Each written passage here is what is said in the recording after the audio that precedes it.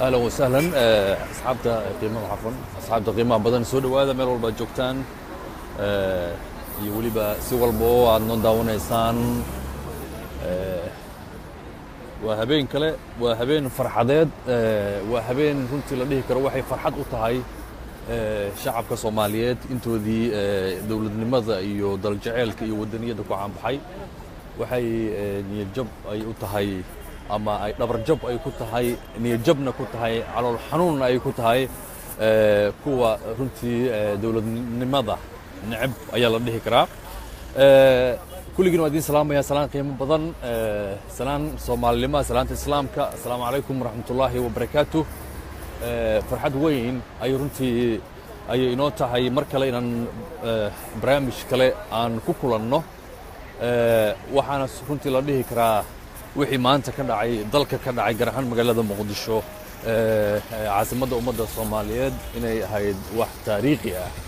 oo la dhihi karo Afrika Soomaaliya wax weyn ayay ka baran karaan iyadoo aynu la soconno maanta wax aan la filaynin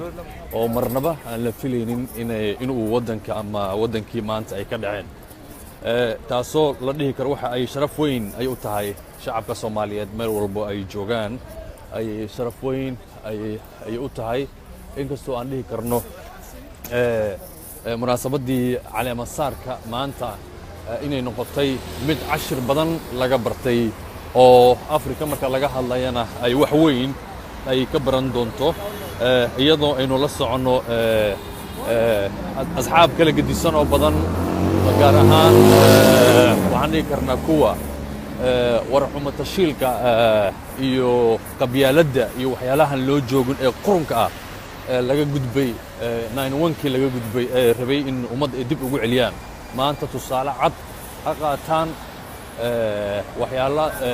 waxay maanta meesha ka dhacayna cashir ha u noqoto ummaddan way ka daashay qabyaalad iyo balaayo iyo isfaquuq iyo dhibaatooyinba intooda badan waxaan dhihi karnaa ummadda Soomaaliyeed oo ay ka daashay marka waxaan rajaynayaa in wixii maanta dhacay cashir laga barto waxaan aad u amaanayaa madaxweyne xasan sheekh maxamuud madaxweyne sheekh shariif iyo madaxweynaha dawladda federaalka Soomaaliya maxamed cabdullaahi farmaajo wixii maanta ay sameeyeen oo runtii la dhihi karo madaxweynuhu khudbadeynaya in labadii madaxweyne hore ama madaxdeennii hore ay gacmaha ay haysteen oo ay garab taagnaayeen labada dhinac ay ka taagnaayeen midigta iyo bidixda waan la soconayay Afrika wax ka dhacay Gambia wax ka dhacay Ivory Coast wax ka dhacay Kenya hadda doorasho soo socota marka ay doorashada ay dhamaato baangado ayaa la isku qaadan doonaa laakiin Senegal Gambia wixii ka dhacay bil ka hor waa la socon madaxweynaha laga guuleystay in uu runtii oo doorashada uu diido ciidamo Senegalese oo Afrika inay meesha tagaan laakiin Soomaaliya waxaasi runtii ma aysan ka dhicin marka waxaan leenahay ha lagu bikaacsado ha lagu farxo niyaddana markaasi ha lagu dhisto wixii maanta ka dhacay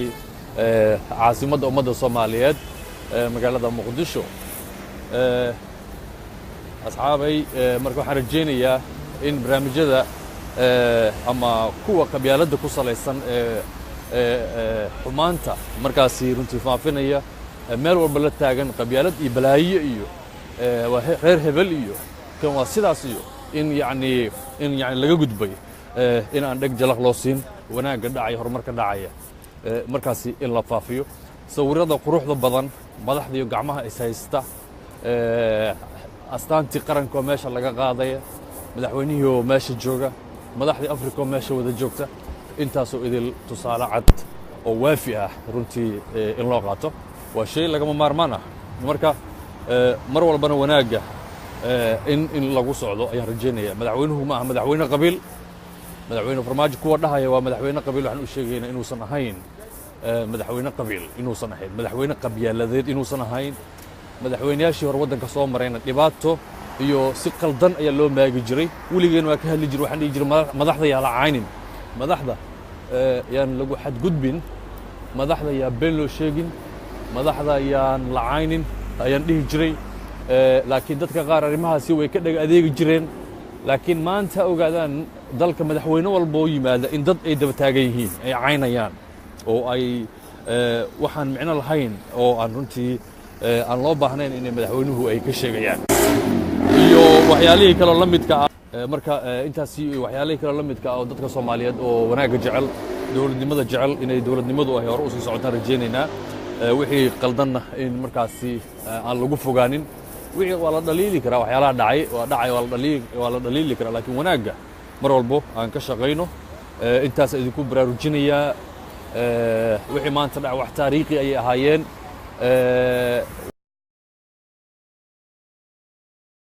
kuwa qoryaha sita ee qaraxyada sameynaya cadow kuwa oo kaliya maaha cadow waxay isugu jiraan kuwa social media ku jira lacag la soo siiyay oo propaganda faafinaya ku jira oo qabyaalad iyo balaayo abuuraya dada waxay iska ka dhigayaan inay Ethiopia necib yihiin haddana waxa ay si dab ay ku shidayaan siyaasadda Soomaaliya inay sii gubato oo qabiil la isku dagaalo qolo la isku qabsado ayaa qolo ka sii shaqeynaysa marka marin habaabinta yeesan idin tusin waji oo ah Ethiopia necibnahay in waxyaalo noocaas oo kala necibnahay waa la yaqaanaa Ethiopia in aysan ku wanaagsaneyn waddanka Soomaaliya laakiin dadka Soomaali sheeganaya haddana ku dhahay Ethiopia necibna haddana dalkii wax ka sheegaya madaxdii wax ka sheegaya waa nasiib darro marka aan ka gudubno intaasaan aan idinkaga tegayaa wassalaamu calaykum waraxmatullaahi wabarakaatu wanaagga ha loo dareero